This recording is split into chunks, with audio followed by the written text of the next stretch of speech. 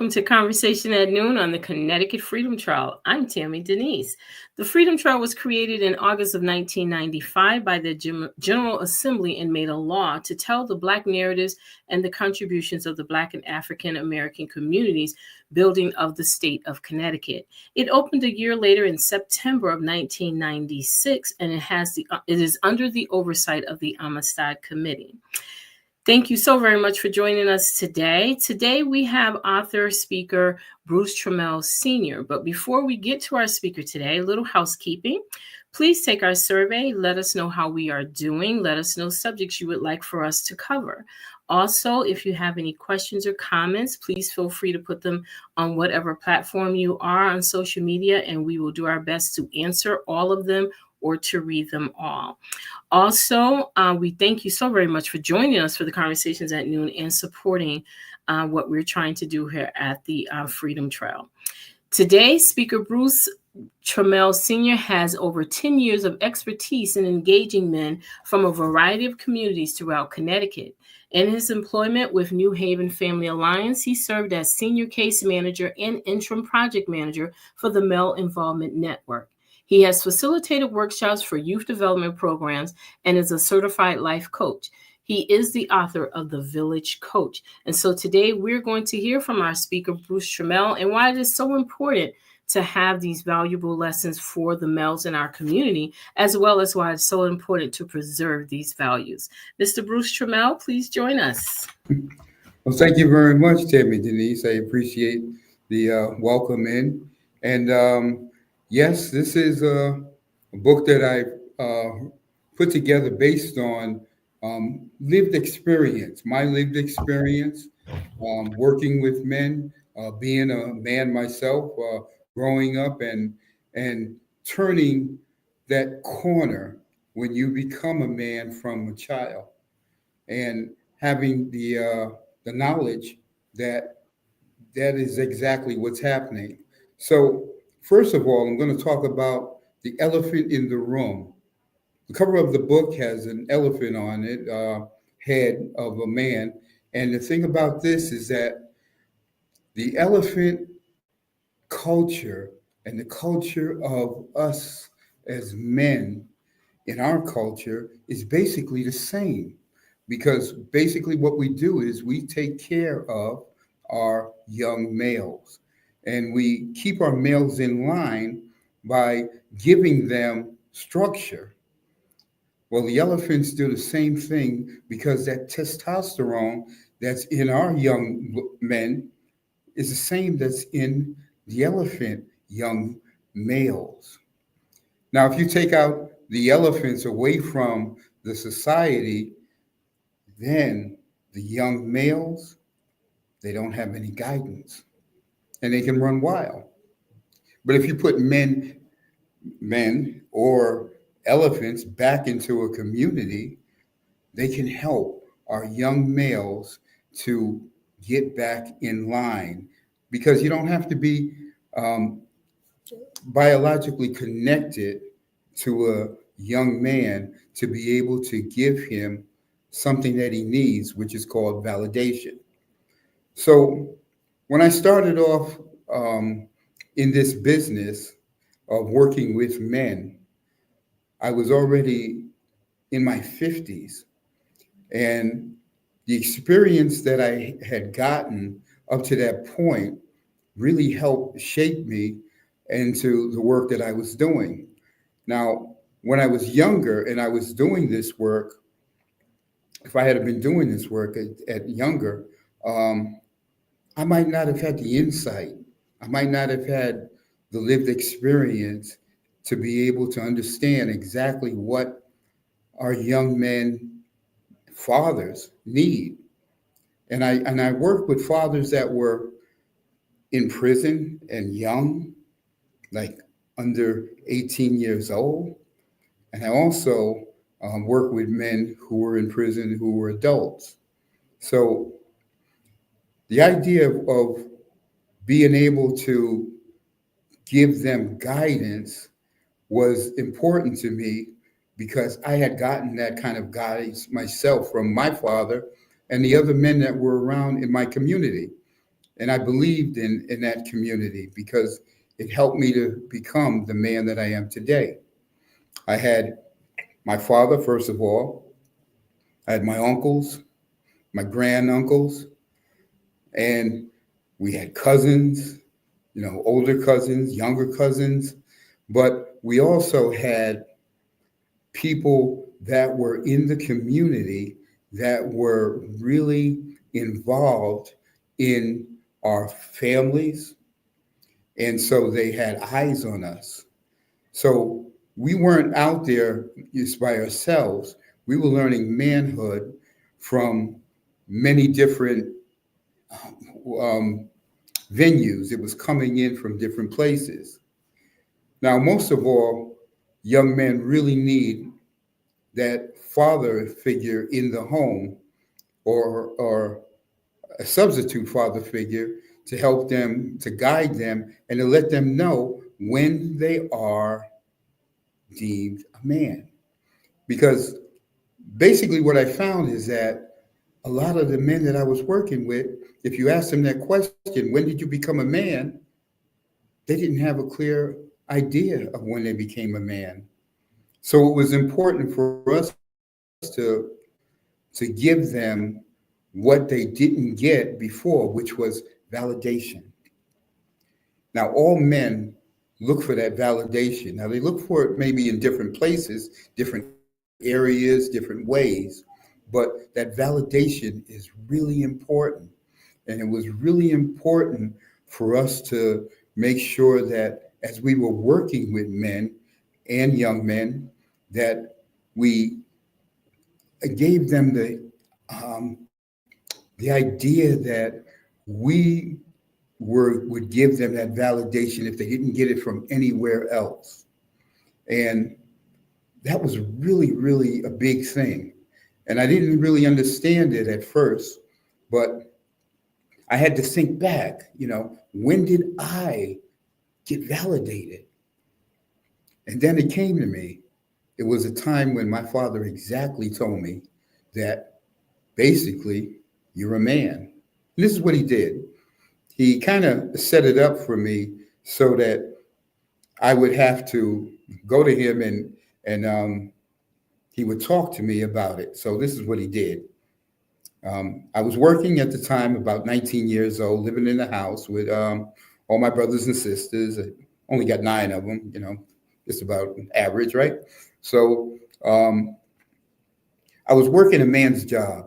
I also had a car, and the car that I had at the time was the only car that we had in the house. So when I went to work, my mother used the car to do whatever chores that she had to do. So from 3 to 11, that was the hours that I worked. I would get out 11 p.m. at night. So when I came home, my mother would provide a plate for me that whatever meal it was that everybody else ate that day, she would have a plate for me in the oven. So this particular day, I came home and the plate wasn't in the oven. So now I'm thinking, what happened? So I asked my mom, I questioned her, like, Mom, what happened? Did you forget about me? Did something happen? And my father called me into the living room and he told me, he says, Bruce, he says, your mother can't answer to 2 men. He says, your mother is my girl. And if you want a girl, you have to go out and find her and you have to provide a place for her. So at this point, there can't really be 2 men in this house. I pay the rent, so I'm the man of the house. So at this point, you basically have to start making your plans for how you're going to live and how you're going to stand up as a man. And that was really important that he talked to me about standing up as a man and how you show up. And at the time, it didn't really hit me because, it wasn't like I had to leave that night or leave anytime soon. I didn't leave until like maybe 3 years later, but I had to understand the dynamics of the house. And I had to understand the validation of me being a man and being responsible for my actions and my moves and how I was going to live my life.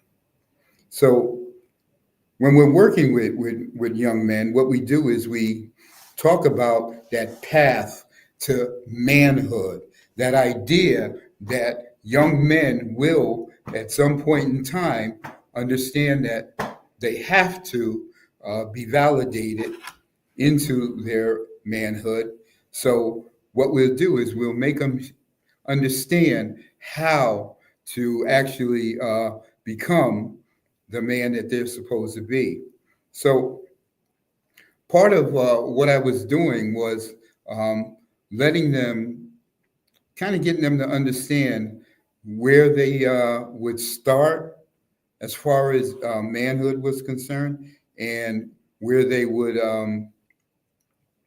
eventually be validated through our program that we had. So I talked about many different aspects of understanding how you show up as a young kid on the playground. You know, you start right there. When you're playing with other kids, right? At some point in time, you and those other kids are going to have to really decide whether or not you're going to be friends, whether or not you're going to be able to deal with each other. And it's part of the idea that you're learning basically conflict resolution, because every encounter doesn't have to be negative, but at the same time, the encounter has to at least have a give and take. So, so when we were working with um, young men, we would help them to understand that there have been times in your life when you've had to deal with the idea that um, the people around you were going to challenge you, and you would go somewhere new, you would go into a new neighborhood, and people would challenge, hi, who are you? What are you about? And you had to be able to understand that that was kind of natural, and it wasn't something that always was negative. It was just sometimes when you, especially when you're children, it's just inquiring, trying to figure out, are you someone that I can trust? Are you someone that I can play with, that I can be okay with, depending on exactly, what you're about. So as we get older, those things really didn't go away. It's you start a new job, right? And when you walk onto the new job and you start, looking around and you're sitting down doing whatever it is you have to do, you're you're looking at your co-workers and they're looking at you, and they don't know you yet. So they have to figure out, how are they gonna deal with you? How are they gonna um, approach you? What are you about? And they'll, ask you questions. They'll talk to you about, things to just kind of feel you out. And our young men weren't really experiencing those things in positive ways. Most of the time, it was really negative, because we also, I found this out about the way that the cities are set up. Now, cities are set up with, especially even New Haven. I'll tell you from the perspective of New Haven. Now, New Haven was set up in back in the day on a premise of 9 blocks, and I saw how it was put together.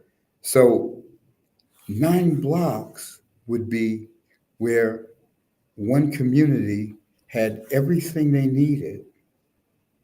And now, as we grew, we expanded blocks, tracks of homes and all, and stores and everything. You would also find that today, that you had a little small community, and everything that you needed was basically in that community.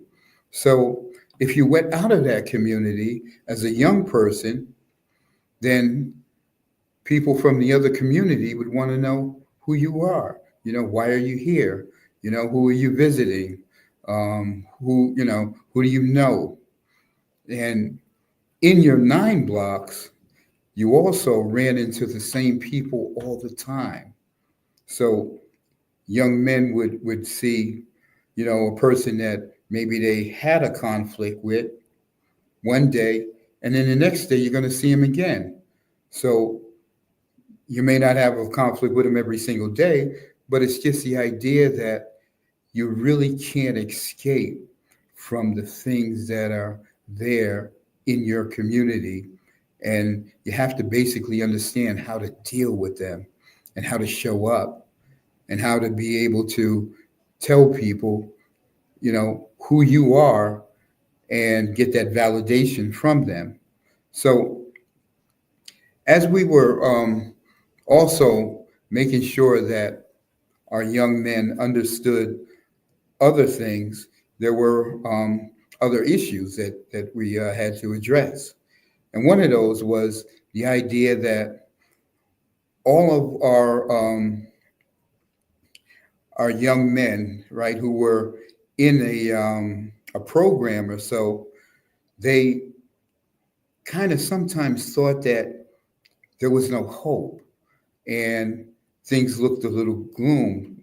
So what we ended up doing was understanding that we had to take them sometimes out of the 9 blocks so that they could see that the world was bigger than the 9 blocks that were in front of their faces, that they were facing every day. There was more opportunities. There were so many other things that you could do. And that started um, really kind of giving them an idea that uh, everything wasn't exactly the way that they thought it was. Because part of the things that was happening in our communities was urban myths. Now, urban myths, right, are basically stories that may have been true at one time. And instead of it kind of dying off when it no longer served you, it just kept going through the the um, the thread of the neighborhood, right? And then people just kept it alive. So later on in life, you would hear about something that happened maybe 30 years ago, but it's not happening today. But because nobody's verified it or made sure that they understand exactly how it works, then they also hold on to these urban myths. And this was holding people back because they were holding on to ideas that really didn't serve them anymore. And they would really, hold on to it, and they would argue with you about it that, this is the way it is. And you would have to tell them that, well, no, it really doesn't work that way anymore. It's different. So besides that, then we had to teach them that you have to validate things yourself. You have to see if something is really true. Because as my father told me, the truth is always the truth. So no matter how you look at it, it's gonna stand up. And so we had to teach them that. And that was another thing that I put in the book is those 9 blocks and how to really understand those myths, urban myths that would go through the neighborhood. So me personally, I had gotten a lot of um, support from teachers. I had gotten support from family members, and I got a lot of support from my father because my father really poured into me that I was responsible for the path that I was going to take. And whatever mistakes I made, I had to be responsible for those too.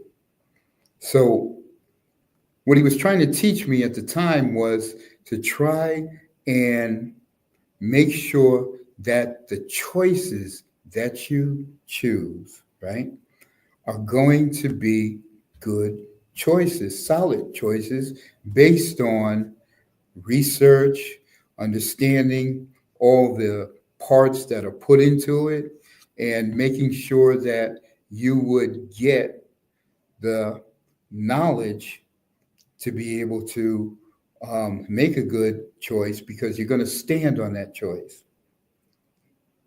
You know, your word when you told somebody you were going to do something, that meant something, that you had that kind of a grit, you had that kind of, understanding about yourself and about many of the things that you were going through. So what we were doing, and this is part of why it was so important for me to write this book, is that by the time I started working with men, I had gone into being a paralegal, and I was a part of being a clerk in the courtroom and also at adult probation. So it helped to give me an insight of how things worked. And when I started dealing with fathers, it was really hard for a lot of the fathers to to understand how the system worked, to understand what they could do. So they really didn't know how to stand up for themselves. So at that point, I knew that I had learned some things in the court. I learned how the court worked. Just like if you go into someone's house, right? And you greet them and you understand that that person sets the tone for how you're going to respond in their house. Well, court is the same way. See, you're going into the judge's room, and you have to understand that. And so, to get what you want, you have to understand how to be able to give the judge a real good picture of what's going on. And you do that with a plea, you see? So you're really pleading to be made whole. And that was the whole premise of people being in a courtroom because you're asking for something. So we did prep. We showed them how to present yourself, to get the things that you needed, how to organize your thoughts, how to organize the idea of what you really wanted, and also when you're dealing with trying to get custody maybe of your child, or you're negotiating with your child support payments, that you had to be able to also be flexible and know how to negotiate and understand what it was that you wanted and also what you could live with and what you couldn't live with. So that played a real big part in the idea of me helping these guys to understand um, that the tactics that they had been using before by not preparing themselves for court wasn't working anymore.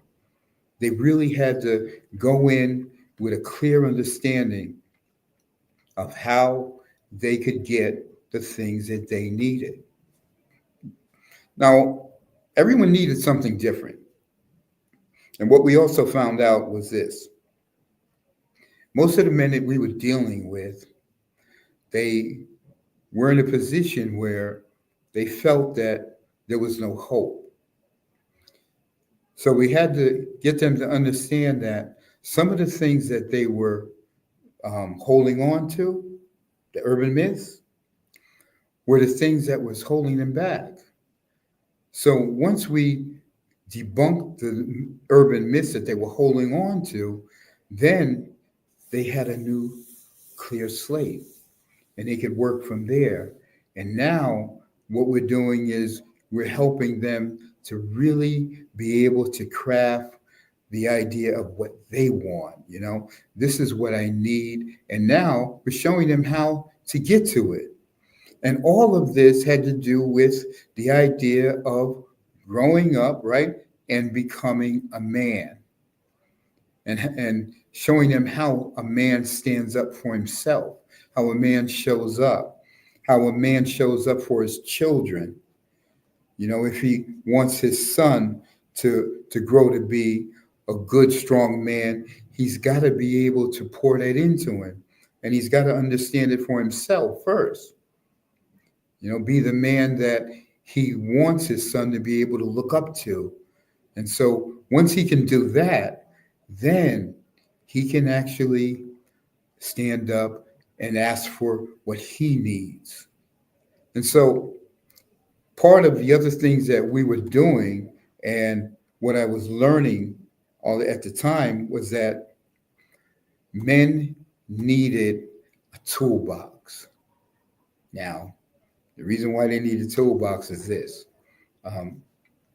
I grew up going to Eli Whitney Tech in New Haven, and it was a technical school, and I had to learn a skill.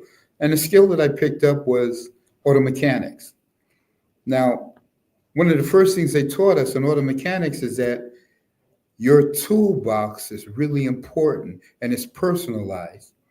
You put in the tools that you need to do the jobs that you're doing in your toolbox, and you'll have them whenever you get this little thing that you have to do here and there, whatever kind of repair you're doing, you have the proper tools. So with men, they needed the same thing. And that was really a place to pull something from that would help them get through a matter that they were dealing with at the time. So say, for instance, as we're talking before about them going into the courthouse, right? Now, the tools that they would need for that is they would have to understand, how to present themselves so that they could get the things that they needed. And those things, every time we would teach them something new, we would tell them, now you have a new tool for your toolbox, you see? So that toolbox is always growing because you're always encountering so many different things in your journey, and that's what it is. It's a journey from a young man to being a man. And it's a journey that we all take, but if we don't get the validation, then it's not going to really be something that we say that we positively know exactly when we became a man. Because in our society, we don't have a ritual. We don't have any way of a dad, normalizing and saying, hey, son, today you're a man. Now, when I was 18, yeah, you had privileges. All right. So at that time, you had privileges that you could go in, you could drink in a bar, you see. So drinking alcohol for some became that marker. Smoking cigarettes, you see, and other activities became that mark for them that, I'm a man. But to get to that point, they had to go through some changes. And those changes sometimes would be hard on the family if they didn't understand exactly what they were going through. See, and if there's not a man to hold them back and say, okay, calm down, it's all right. These are normal things that you're going through. So without that validation of a grown man, our young men were looking to each other. Did you do this? Did this happen? That did your mustache growing in? All of those things. So they're asking each other. But the problem is that they're all in the same space. So none of them have experienced it and can tell them exactly what it's like. They all experience it at the same time. So that's where at times we've had coaches, right? Maybe a football coach, a baseball coach, and they would kind of help the young men to get an idea of structure. You see, they would hold them accountable. They would tell them that you can't play the game unless you finish this homework. You got a certain grade. So when you took the coaches and the after school programs away from school, then what you did is you took those men who were in the community who stepped up and said, you know, I can help. I can be, somewhat of a guide because of the way I'm living my life. You see? So now we got young men, right, who are looking to each other to try and figure out exactly what's going on. But none of them really know. So what happens is that they're basically hitting and miss and they're not really making the mark. But the idea of the elephant, let's go back to the elephant, the bull elephant, that man who in the community doesn't set out to be a mentor, but when there's a young man around him who is maybe out of control a little bit, he's in a public area, he's talking loud, he's being aggressive or whatever. A lot of times what would happen is that that young man is looking for guidance. He's looking for an idea from an older man that what he's doing is normal. This is what my manhood says that I'm supposed to be doing, so everything is really okay. But it's not. And what happens is sometimes just saying something nice, like a greeting. Hey, how you doing, young man? You know, what's going on? So when you offer that, right?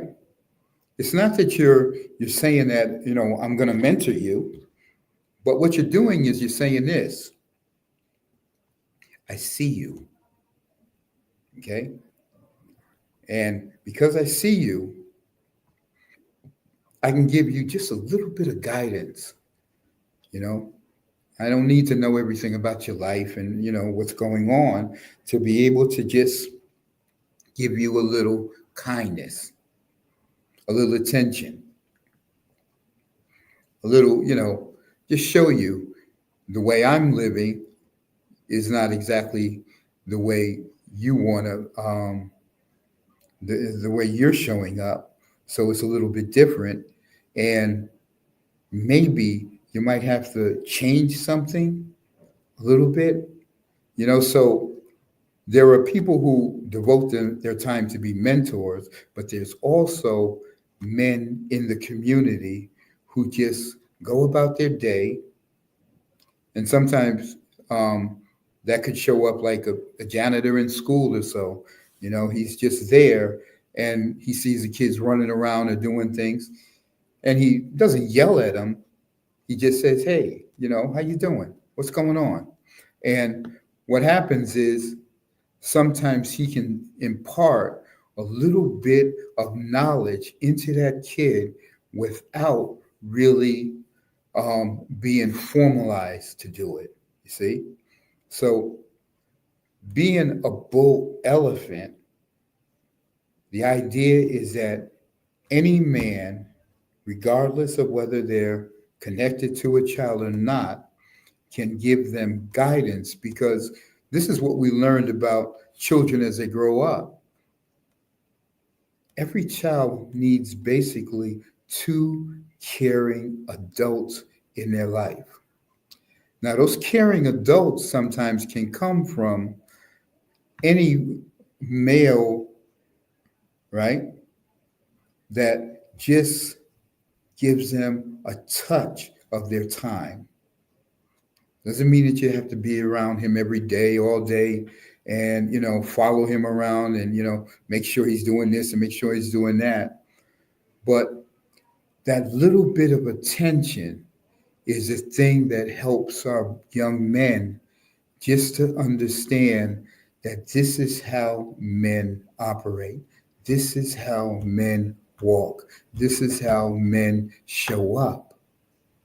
And that's the part of it that makes it so much easier for men to just talk to a kid in passing, you know.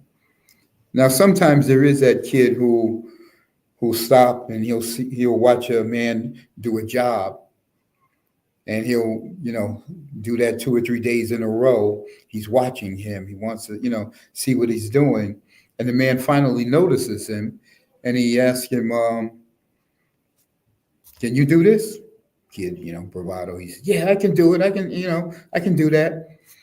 But what happens is that if that man just extends a little bit of his time to talk to this young man and show him something, that could be the beginning of the idea that this kid is now looking at, this is what men actually do.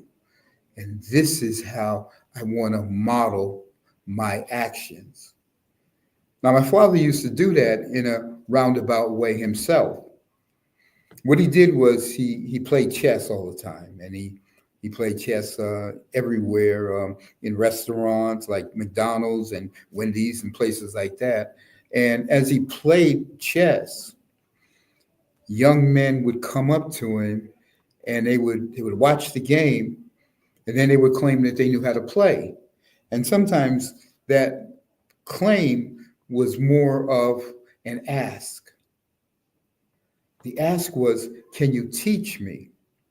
Without saying that, I'm not going to say I need to be taught. I'm going to say I know how to do it. So if you give me an opportunity, then I'll show you. But it really is the opposite way around. See, they're looking for you to give them your time. So that's basically what the bull elephants do. You see, they're there, they're in the community, they're a part of our fabric, but they don't announce themselves as, "Hi, how you doing? I'm a bull elephant and I'm doing this." It's more of, I'm watching, I'm seeing what's going on, and at times I'll offer some help. And a lot of times that's just the thing that we need, because we always ask that question, how do we help our young men? How do we figure out what they need? And the thing about it is, people will tell you what they need. So as a case manager, I'm sitting there and I see someone come in. I don't know what it is that they need, but they know exactly what they need. And they will tell you what they need if you're listening. You see? If you listen to them, then you will understand what it is that they feel is the biggest barrier in their life right now. Now, you may look at them and see something different, and you say, I think I know what you need. You need this and you need that, and you start pulling things out and giving them, okay, now if you do this, and, you'll be good. So, okay, I'll see you later. I'll do your thing. It doesn't work like that. See, people seek help when they need help, and that's not all the time. So the advantage that we have is we understand that they are coming to us. See, we didn't go pluck them off the street and say, okay, hey, do this. what we did was we provide the space where young men and men that are have little experience, but they still haven't found the right lane, and they come to you looking for a little, direction. Are you going to point me in this way? Or are you going to point me in that way? Because I'm not really sure which way to go. So our job is really to kind of understand what they're going through by listening to them, hearing them out, and fixing the problem that's in front of them. Because the problem that's in front of them is the problem that keeps them from making any other progress. See, they can't move. They're frozen because there's something that they need to take care of and they really don't know what it is or how to do it. But that's where lived experience comes in. That's where, the idea that I grew up a young man, and there were times when I didn't know what to do, but there were people who, as long as I was able to take direction, as long as I was able to say, hey, okay, I'll listen to you, yeah, they gave me help. And those are the things that we need for our young men. And that's basically why I wrote this book, The Village Coach, because our young men need some real guidance and direction, and they can get it from us bull elephants. Thank you.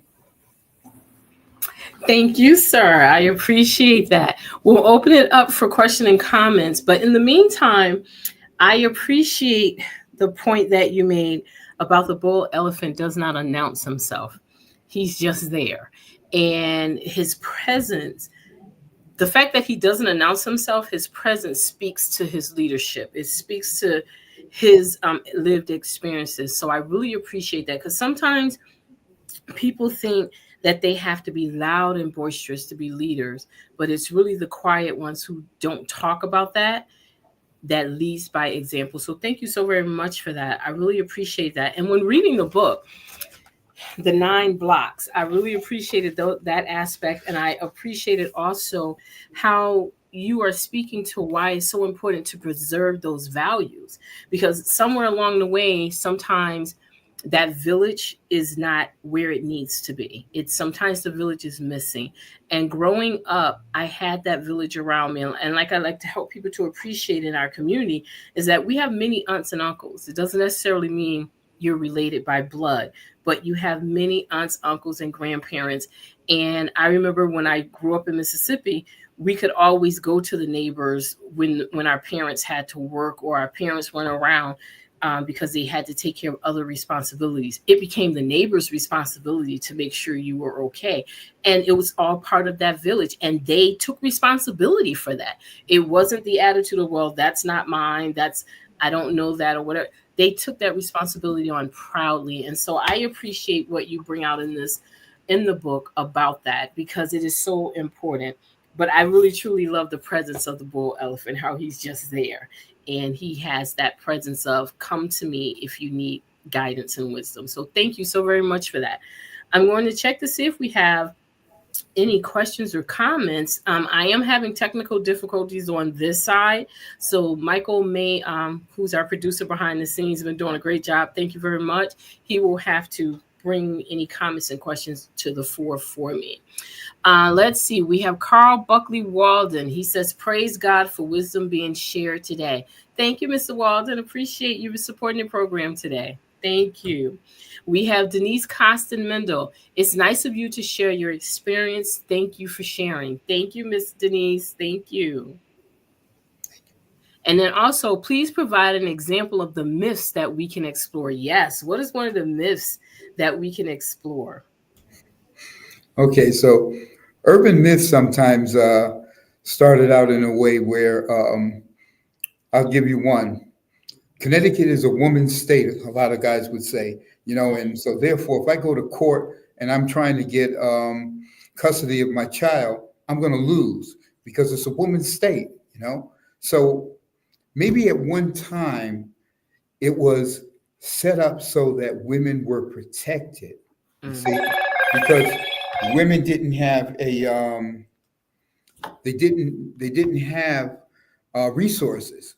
mhm, So therefore, the system needed to protect them, and that was one of the big things about child support and alimony. mhm, Well, now you're in a situation where women have resources of their own, you see? So you're not in the same place anymore. So now what happens is that there are a lot of single men, many more than there was years ago, who actually have their children in their care, and they're quite capable. But at one point, it was thought that men were not um, they didn't have the things that women have to be able to take care of kids. They just couldn't do that. It's not in their DNA, and that's not really true. So that's one urban myth.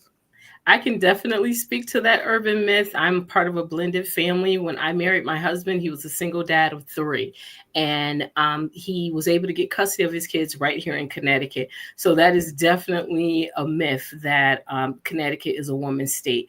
They now focus more on the well-being of the child. So whichever parent, if it comes to that, that's in a better suited situation to take care of the whole child, not just the material child, then that's the parent that will get that. So thank you for bringing that myth out. I appreciate that. It says from Travis Singleton, that's my life coach. Preach, Brother Bruce. Thank you, Travis. I appreciate that. Thank you.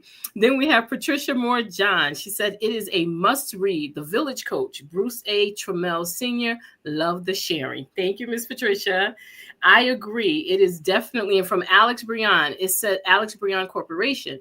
Thank you for offering a tool for those needing this important insight. Yes, thank you so very much, Mr. John Mills. I appreciate that comment as well. The Yeah. book is definitely a must read. It has some valuable points in it, and it is really important. Like I said, what I really appreciate about the book, it's not jamming down the throat. It is a support. It is something that's great for a tool to have in your toolkit, because when you have those skills, when you have those toolkits in your skills in that toolkit, it makes you better prepared to work your way through a system that was not designed to support you. And so I really appreciate you writing this book and putting those valuable points in there. I would like to also encourage everyone, if you get a chance, to please support the book, because it is a worthwhile read, and it is definitely worth having in your library. So I have my personal copy, and Mr. Trammell, the next time I see you, I will make sure I get your signature. But also, I want to point out that the other work that you do, and that is, you are a part of discovering Amistad, and you are often aboard the Amistad schooner. And actually, that's where you and I first met. It was at the Riverfront Recapture, the last time the schooner was down at the riverfront. Mhm. And you're also a very talented photographer. So, can you speak to your work aboard the Amistad and how the village coach and your skills translate into helping the thousands of students that the Amistad have at the educational program that they do with the students each year? Yes, I will. Thank you. Um, the Africans that were on the Amistad ship, they went through a trial. Now, that resonated with me because of being a paralegal and being in the court and being that clerk on trials. And some of those trials were high profile. So I understood exactly what they were going through as they were trying to get their story out and get people to hear them and understand the situation that they were in. So it made it a little more real to me to be able to give that aspect of it a little bit more attention and allow people to understand that there were so many odds, so many things against them. Now, back at home in their own culture, they were a part of a society where the people who made decisions when there were disputes and all were a part of a secret society. Of And the course. person who was really leading that, he wore a mask, you see? So, but in the courts here, they wear a robe. And Mhm. in some courts, they wear a wig. And all of these different things that they do, it shows you exactly who they are. It gives them a certain air of, you know, responsibility, you see, because whatever it is that they use, its use is supposed to be used in the aim of justice. And Mhm. so that's why this story is so important to me. I like telling the story because I like the idea that the Africans were able to get what they needed eventually, and Mhm. that's really nice. And see, I appreciate that connection because part of the Connecticut Freedom Trail, the basis was the Amistad story. And to be able to make that connection to the Amistad, to take it back to that village of their homeland, it shows us constantly how important it is to preserve not only tangible things that you can feel and see in regards to preservation and history, but also those oral traditions and the cultures and the principles that they grew up with. Those things are very important to preserve as well. So thank you for bringing that up. Alex Breon Corporation wants to know, where can people get the book? The book is on Amazon. You can get it. It will be under my name, Bruce A. Trammell Sr., the village coach. Denise would like to know, where can today's men get the tools they need to grow and equip themselves for the future? Well, our fatherhood programs really also help a lot of young men who, even though they may not be a father yet, some of them go through the program so they learn how to be a father when it comes that time. So the state of Connecticut has a really strong fatherhood program that we're all connected to each other. We support each other. The judges support us and they help us a lot in what we do. We've been able to directly connect with them and let them know exactly how we serve the men that they send to us. You see, so they have a lot of faith in us.